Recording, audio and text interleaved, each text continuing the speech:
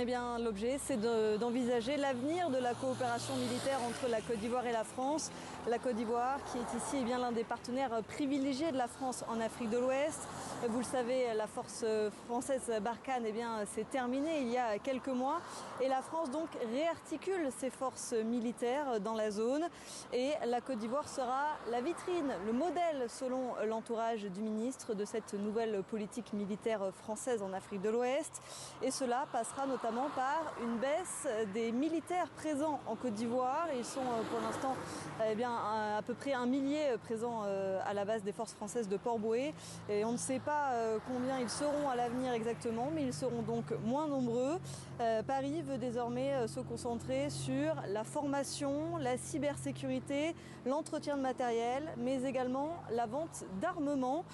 Selon le cabinet du ministre, hélicoptères, drones, artillerie ou encore véhicules. Paris veut plus d'intimité entre les industriels français de la défense et entre les autorités ivoiriennes. Car le ministre Sébastien Lecornu l'a dit, l'armée ivoirienne est montée en puissance ces 10 dernières années depuis la crise politique de 2010-2011 et l'armée ivoirienne est désormais plus moderne. Selon son entourage, je cite, cela n'a pas de sens de maintenir des unités de combat françaises qui font la même chose que les Ivoiriens. La France donc est en train de changer de stratégie dans la zone et cela passe par la Côte d'Ivoire.